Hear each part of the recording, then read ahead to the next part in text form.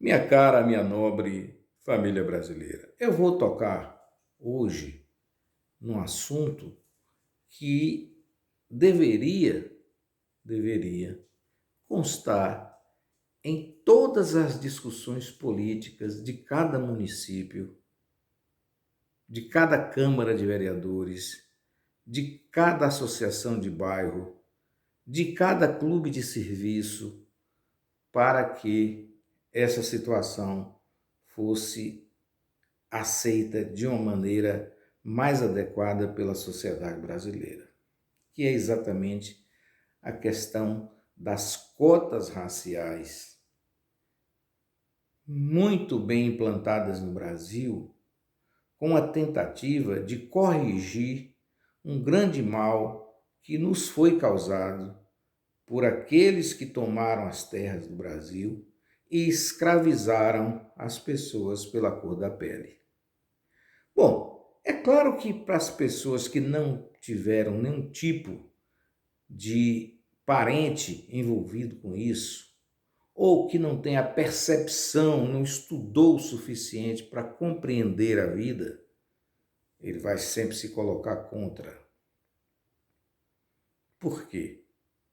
Porque as pessoas mais aquinhoadas, via de regra, elas não conhecem a origem das suas riquezas. Mas, se essas pessoas estudassem um pouco, e algumas sabem sim, e estudaram, iriam entender o seguinte, que nenhuma riqueza brota na pedra. Toda riqueza, ela tem um começo. Eu estou querendo dizer sobre a origem. Eu não estou falando que uma pessoa que fica rica agora, né, em 2026, em 2020, em 1990, 1980, já dentro de uma situação mais razoável, que esteja inserida no que eu estou falando a partir do momento em que o Brasil era uma colônia portuguesa, onde existiam aqui índios e até não índios. A história hoje consegue comprovar que em várias regiões do Brasil existiam pessoas que não eram indígenas. Porém, isso pouco importa, porque o índio é gente. Tem gente que diz que é para não falar índio, mas eu vou falar e as pessoas vão entender por que eu estou dizendo isso. Então, por que as pessoas no Brasil, a sua grande maioria, né, é composta de pobres? É fácil você entender. Quando esse país, como dizem, foi descoberto, para poder controlar o país, o governo do Brasil, que era uma colônia portuguesa, simplesmente deu algumas terras do país para algumas pessoas e colocaram o nome de capitania. E virou aí então a tal de capitania hereditária. Duas capitanias deram certo, o restante não. Mas para que os senhores tenham uma ideia, o governador Tomé de Souza, ele doou uma faixa de terra tão, tão estúpida para diziam que ele era um tio terceiro, coisa desse cidadão, chamado Garcia Dávila.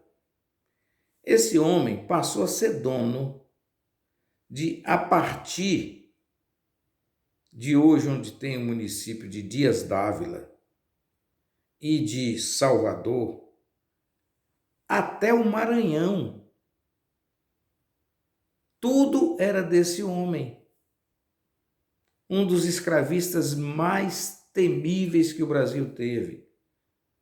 O cidadão, com certeza absoluta, está nas profundezas do inferno, pelo tanto de maldade que a história conta que esse sujeito fez. Bom, Então, para que os senhores tenham ideia como as coisas aconteciam.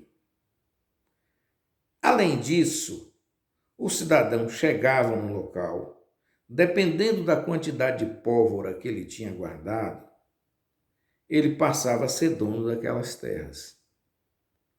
Haja vista, meus caros e minhas caras, que se você for procurar as escrituras das fazendas do Brasil, você vai verificar que a escritura original já tinha um avanço maior pela dificuldade, evidentemente, de você fazer a medição correta. Além disso, todo aquele que comprava 100 hectares de terra, ele acabava registrando como 110. E isso, o roubo de terra no Brasil, é algo assim que todo mundo sabe. Tanto é verdade que qualquer terra que você tiver no Brasil, vai aparecer alguém dizendo que é dono. Eu posso dizer isso aqui, porque aqui em Vitória da Conquista tinha uma quadrilha que estava roubando os terrenos da cidade. E você vai dizer, Paulo, mas era um delinquente daqui e dali? Não, são pessoas que contavam inclusive com o apoio dos poderes públicos, inclusive os poderes de polícia. E por que eu digo isso? Aqui onde eu moro, por exemplo, que é o Boa Vista, foi um bairro que ficou muito tempo sem movimento porque ele não tinha acesso. O acesso era restrito, os terrenos grandes, mas todos os terrenos aqui foram vendidos porque era uma fazenda de Irã Guzmão que vendeu para uma empresa que fez o loteamento em 1978, 79, que eles entendiam que seria o bairro onde os barões do café que se ensaiavam em Vitória da Conquista iriam morar. E a partir do momento que as terras maiores, fica mais difícil alguém se adonar. Porém, vários terrenos aqui no Boa Vista foram roubados. Roubados, inclusive, com escritura pública. Aí você vai dizer, Paulo, por que você está falando? Eu vou dizer pelo seguinte, que tem um lote de terra aqui que não é meu, é um lote de terra de minha filha, que mora lá na Europa. E esse terreno não é que ele foi invadido, né? Nós encontramos um trator limpando o terreno, quer dizer, tirando 18 árvores que eu tinha plantado. E aí eu abordei o cidadão, ele estava com um trator da prefeitura de Vitória da Conquista à época, e ele me deu o telefone do sujeito que mandou ele limpar o terreno. E quando eu liguei para o sujeito, ele disse que foi bom, que teria sido bom eu ter feito a ligação, porque ele iria construir, fechar um muro e construir um terreno, e construir nesse terreno, que era um terreno, minha filha, não era dele. E ele me disse o quê? Que ele tinha a escritura do terreno. Era mentira. Tem um amigo aqui, que eu não vou dizer o nome dele, que me procurou várias vezes para que a gente tentasse impedir que 2 lotes de terra que um primo que ele tinha, que acabou falecido, e que não tinha inventário, não tinha nada, não tinha parentes, os parentes eram todos primos, uma família gigantesca de Vitória da Conquista, e eu disse que eu não tinha interesse em pegar essa causa como advogado, porque ia me dar muito trabalho e seria difícil a solução. Porém, o que aconteceu? As terras foram roubadas. Mas não foi a chamada invasão de pobre, não. Roubada por rico. Bom, aí eu conversei com o sujeito, ele me disse que o terreno era dele, que ele tinha comprado, e era tudo mentira. E por que eu digo isso, meus caros e minhas caras? Porque o que eu descobri? Um um corretor de imóveis chegou até a minha casa e me disse: olha, Paulo, fulano de tal me mostrou esse terreno, dizendo que estava vendendo esse terreno. E eu disse a ele que esse terreno era seu. Ele disse: não, eu estou aqui com a procuração do dono do terreno. Na verdade, o terreno era meu, como eu falei, o terreno era de minha filha. E a pessoa que vendeu o terreno, gente muito boa, inclusive, mas não tinha passado a escritura, foi isso que aconteceu. Aí essa quadrilha falsificou uma procuração desse rapaz no município de Nilo Peçanha, um municípiozinho que tem acho que 4 ou 5 mil habitantes. E através daí, eles iriam fazer uma armação no cartório de Vitória da Conquista para roubar o terreno. Eu fiquei sabendo o quê? Porque esse corretor de imóveis me falou. E o que doeu no meu coração? É que um outro corretor de imóveis, meu amigo, é que estava implicado na falcatrua. Para que os senhores entendam como é que é a coisa. Né? Eu consegui resolver, evidentemente. Falei com o rapaz que ele estava roubando.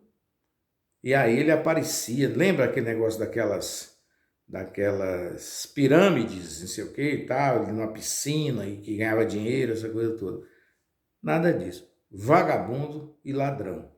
Bom, então se houve esse caso aqui, os senhores imaginem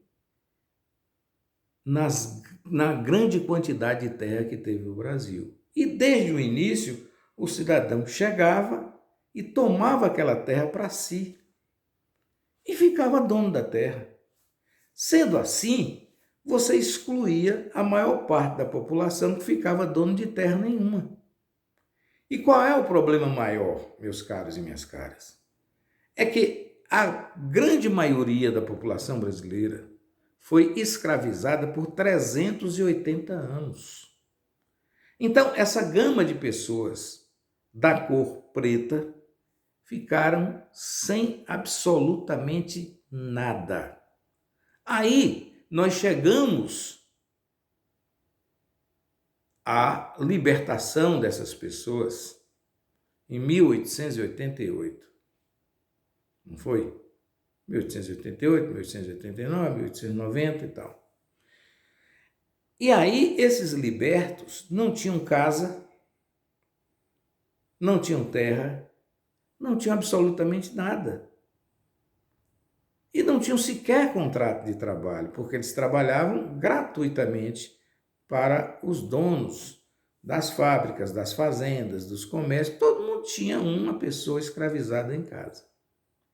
E essa coisa é tão verdade que foram abertas, naquele período, na Caixa Econômica Federal, 300 mil cadernetas de poupança, que era o quê? Aquele escravo, ou escravizado, por assim dizer, que conseguia vender produtos oriundos da fazenda na qual ele era escravizado, ele ficava com 50% do valor e 50% a outros 50% ele entregava ao seu dono. E assim a caderneta de poupança foi aberta, mas o negro só poderia movimentar se o dono autorizasse. O dono do negro, não o dono do dinheiro.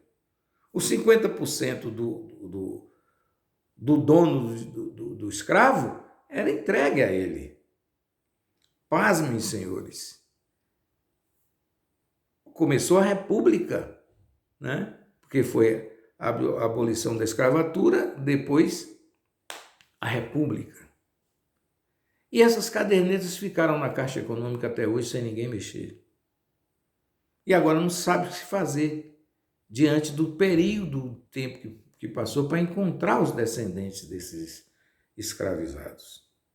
Então, por que eu estou falando isso? E vou colocar um vídeo aqui para mostrar aos senhores o seguinte: por essa questão das cotas. As cotas, principalmente para os negros, as cotas apareceram para reparar tudo aquilo que foi roubado dessa grande população no Brasil, que não tinha culpa alguma e nem pecado era nascerem com a pele preta. Mas, sendo assim, eles eram acorrentados, espancados e obrigados a trabalhar 16, 17, até às vezes 18 horas por dia em troca de nada. Logo, quem fez isso fez fortuna. Naturalmente, toda a rede agrária do Brasil, todo latifundiário, todo proprietário de terra no Brasil escravizou alguém, que não foi essa pessoa, mas foi o seu avô, foi o seu bisavô e por aí se vai. Então, para que você tenha essa compreensão que eu estou tentando fazer com você aqui, que eu falo aqui com muito prazer com você que está me vendo aqui através do canal do Paulo Nunes, a opinião que interpreta a notícia e a quem eu peço que se inscreva no nosso canal, caso não seja inscrito, compartilhe, comente o assunto, dê um joinha para mim, e tudo isso faz com que o canal cresça e a gente possa discutir coisas nesse sentido e esclarecer para a população o porquê das coisas, que isso é muito importante que essa compreensão aconteça. Por isso, meus caros e minhas caras, que você encontra, sim, hoje, mas uma menor quantidade. Eu, por exemplo, faço um desafio. Qual é aqui, meus caros e minhas caras, eu falando de Vitória da Conquista, minha terra? Qual é o proprietário de fazenda em Vitória da Conquista que você conhece que seja negro? Qual é o empresário de Vitória da Conquista que você conheça que seja negro? Qual o dono de hospital em Vitória da Conquista? O dono de rede de supermercado que seja negro? Você não vai encontrar, mas não é porque ele é incapaz. É porque ele não teve como juntar dinheiro. Aqui em Vitória da Conquista tinha um cidadão que era mestre de obras, mas ele era um engenheiro sem faculdade, chamado Seu Aragão. Construiu prédios aqui em Vitória da Conquista que os engenheiros reconheciam como obras perfeitas, alguns no centro de Vitória da Conquista. Valeriano Aragão.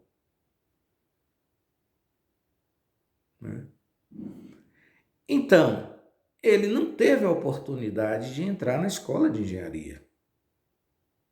Então, o que está demonstrado é que capacidade ele tinha, tanto que ele não era engenheiro, não tinha a formação acadêmica, mas ele sabia tudo que era para construir. Não era uma casinha, era prédios de andares.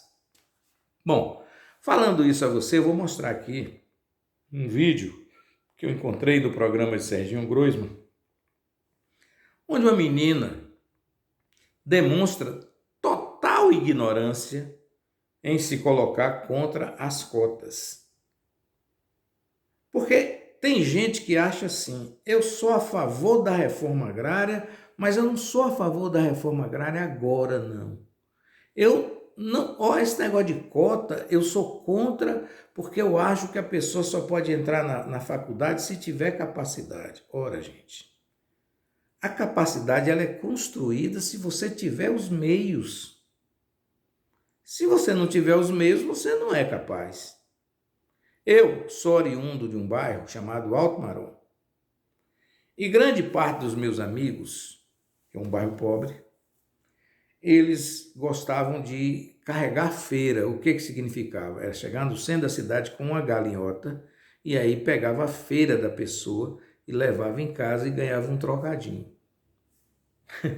E eu era doido para carregar a feira. Mas ninguém deixava, né? Depois de muita encheção de saco, minha mãe aceitou que eu fizesse uma galinhotinha, mas não era para carregar a feira de ninguém, era para carregar a feira dela. Pronto. E foi uma experiência tão bacana que na primeira viagem que eu fiz, uma tal de Polícia Mirim que o Sargento Salles inventou em Vitória da Conquista, simplesmente confiscou minha galeota. A sorte era que meu pai era um tenente, eu reclamei com ele que a minha galeota, ele foi lá e localizou onde hoje é em cima ali do Teatro Carlos Jová, ali era o mercado, estava lá a minha galeota presa. Aí nunca mais eu podia, eu fui totalmente proibido de carregar a feira da minha própria mãe. Bom, então o que é que eu quero dizer com isso? É que enquanto eu, que não era rico, mas era filho de um funcionário público, eu podia ficar livre de carregar a feira e estudar, aquele amigo meu que passava o sábado todo carregando a feira e fazendo mandado e essas coisas e tal, ficava muito cansado e às vezes o pai não tinha o dinheiro para comprar o livro, porque naquele tempo que eu estudei, gente, a gente comprava o livro. Não é igual hoje no governo Lula, não, que você recebe o livro de graça. Enfim, daí então, por que que a maioria das pessoas que sofriam, ela era negra, era de pele preta? Por quê? Porque eram aquelas pessoas que perderam tudo que podiam construir na vida se o governo de Portugal e o governo do Brasil dessem a eles também alguma quantidade de terra. Mas eles não tinham direito a nada. Eles não tinham direito nem à vida, porque eles trabalhavam o dia todo e quando chegava a noite eles eram trancados numa senzala.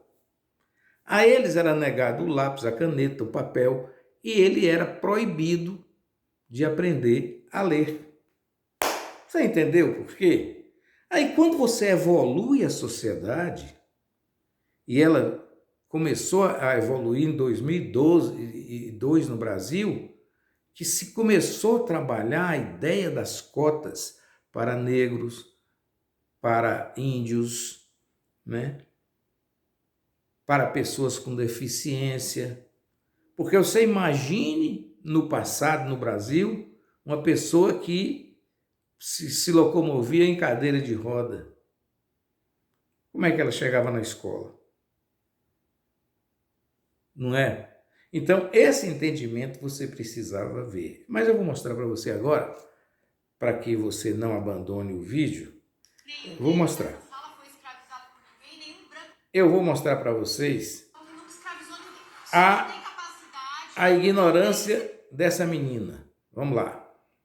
Nenhum negro nessa sala foi escravizado por ninguém, nenhum branco aqui nunca escravizou ninguém. Se não tem capacidade, não tem que ser aprovado. Se capacite primeiro e depois preste a prova de novo. Eu sou filha de caminhoneiro e de artesã. Então, eu nunca pedi para ser incluída. Primeiro, eu acho que não é verdade que todos os brasileiros têm condições de entrar na faculdade. Não por incapacidade mental, mas todos eles não estão concorrendo em igualdade. Primeiro porque o jovem negro, preto, que mora em favela, a primeira coisa que ele tem que fazer é tentar dividir, conciliar estudo e trabalho. Eu fui vítima disso. E minha mãe, ela esboçava um sorriso muito maior quando eu chegava em casa com o dinheirinho que eu arrumava na feira, que eu arrumava tomando conta de carro, quando eu vendia jornal, do que quando eu mostrava meu boletim com boas notas para ela. Por conta do histórico dela, do conhecimento dela, de não conhecer nenhum outro parente ou nenhuma outra pessoa com meu biotipo que tivesse tido ascensão através do estudo, ela, coitada, ela achava que aquilo não era bom, ela preferia muito mais me ver com a carteira assinada do que me ver com o boletim com boas notas. Com a carteira assinada com o dinheiro eu ajudava na alimentação e na despesa da família do final de semana. O que eu estou querendo dizer com isso? E muitos desses jovens que estão fora das universidades, fora da escola, é por conta de uma realidade social. E uma realidade social que explode a partir do momento que esse jovem quer ser diferente, ele quer ser visto. Porque quando ele sai da escola, ele entra no processo de invisibilidade, ele não é visto. Olha só, por exemplo, olha a representatividade, aqui a gente está num programa, que é do Serginho, que é meu parceiro, eu gosto muito dele. Mas é a realidade brasileira. Você não vê os afrodescendentes representados na plateia. Aqui nessa plateia não tem uma diversidade racial como no Brasil. E não é desse programa. Todos os programas são assim. A televisão brasileira é assim. Acho muito maneiro ter os músicos do Zeca sentados, que são pretos como eu. Mas eu gostaria muito de ver também muitos jovens de favela presos também sentando ali nessa cadeira, como intelectual, como médico, advogado. Para isso, eles precisam entrar na faculdade. E a gente acredita que o programa, que o sistema de cotas não é o meu preferido. Eu gostaria que fosse de uma forma bem diferente, mas acho que vale a pena lembrar que para tentar equilibrar esse desnível, não é uma corrida de pegar qualquer preto que vê na rua e enfiar dentro das universidades. Essas pessoas estão sendo preparadas num pré-vestibular, onde elas são qualificadas para poder ingressar dentro da universidade. Eu acho que a universidade traz o conhecimento, tirar a universidade dessas pessoas é empurrá-las diretamente para a marginalidade, para viver na submissão no trabalho braçal. A juventude que apareceu, eu acho que as cotas, nesse momento, ela acaba sendo uma coisa genial, porque vai descentralizar o conhecimento, que acaba fazendo uma modificação muito importante na vida de um jovem de favela. E eu acho que tem que continuar investindo numa coisa que eu venho batendo já há muito tempo, que é a educação de qualidade para todos. Porque hoje, infelizmente, no nosso país, educação virou sinônimo de luxo, que só se consegue estudar e ter uma boa saúde no nosso país quem consegue pagar por isso. Então, acredito que investindo na educação de qualidade nas bases, os pais vão poder também, tem que ter condições de manter seus filhos nas escolas, eles vão poder entrar nas universidades sem a disputa, sem a necessidade das cotas. Acho que elas podem ser extintas muito breve se tiver um trabalho de verdade dentro da educação. Agora, hoje, de verdade, com sinceridade, acho que o Brasil é um dos países mais racistas do mundo. Muitas pessoas discordam de mim porque o nosso racismo ele não é de combate. Ele é da forma mais cruel, ele é da forma velada, dessa forma, nos excluindo dos lugares onde a gente sempre gostaria de estar. Muito bem. Bom, vocês observaram aí o seguinte, a mocinha, ela fala, a moça, ela é completamente ignorante, porque o que se discute, ela entende que a pessoa tem que chegar e passar, mas não é assim que se passa. Para passar, você precisa estudar, né? Agora, do outro lado, o rapaz que defende as cotas também comete erro, porque ele diz o seguinte, ele não concorda 100% com o sistema das cotas, que ele tem algo diferente, ninguém sabe o que ele tem de diferente. Então, é aquela velha história que as pessoas falam, e eu disse aqui no início, eu sou a favor da reforma agrária, mas não do jeito que está sendo feito, quer dizer, tem que ter um outro jeito, né? Então, é que o país é racista? É sim. Para que os senhores tenham uma ideia, Gilberto Gil sempre foi rico. Gilberto Gil é de família rica, porém é de uma família de pele preta. Eu estou falando aqui porque eu conheço a família Gilberto Gil por ter sido vizinho de uma tia dele. E, consequentemente, ter conhecido o pai dele, Vitória da Conquista, a mãe dele, né? A mulher dele, porque ela vinha em Vitória da Conquista, eu era um moleque de recado dela, de carregar as coisas para ela presentear a dona Claudina, que era a mãe de Gilberto Gil. Enfim, Gilberto Gil estudava num colégio em Salvador, um colégio que era frequentado por brancos e ricos, porque Gilberto Gil era rico. E ele foi chamado por um professor de negrinho boçal. Mas por que negrinho boçal? Você já viu alguém chamando algum branquinho de boçal? Você é um branquinho boçal? Não, porque o preconceito existe mesmo. Porque esse pessoal, Gilberto Gil, é exceção. A maioria dos negros da Bahia é uma maioria pobre. Né? Isso é tão verdade que coronel de fazenda na Bahia, famoso, só teve um que era negro. O resto era tudo branco. Aí você vai ter que pesquisar no Google para ver a história dele, como é que ele era um coronel de fazenda negro e muito, muito respeitado, diga-se de passagem, lá na Chapada Diamantina.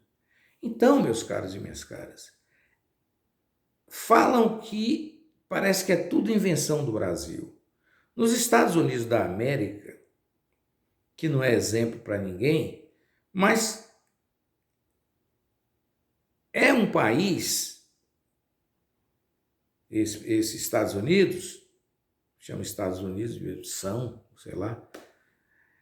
O fato é o seguinte, que os negros foram libertados, mas não foram libertados como no Brasil, sem eira e nem beira, não. Eles foram libertados, mas eles tinham terra, eles receberam terras. Claro que terra que não era tão boa como foi dada aos brancos, mas eles tiveram um meio de sobrevivência e durante muito tempo eles tinham cotas de Bolsa Família, de todas essas ajudas sociais que você vê do Brasil hoje, eles tinham também. Só acabou em 1967. Ora, se nós tivéssemos Bolsa Família em 1930, hoje ninguém estava precisando de Bolsa Família. Se nós tivéssemos estabelecido as cotas raciais em 1930, hoje ninguém estava precisando entrar na universidade através de cotas. Por quê? Porque todo mundo teria evolução. Tanto que você vê que o negro norte-americano, você encontra negro rico. No Brasil é que é difícil. O negro, para ser rico no Brasil, tem que ser jogador de futebol ou um bom compositor como Gilberto Gil. Não é verdade? Então, essa sociedade ela é hipócrita. Então, quando foi criadas as cotas, porque o que deveria acontecer, a rigor?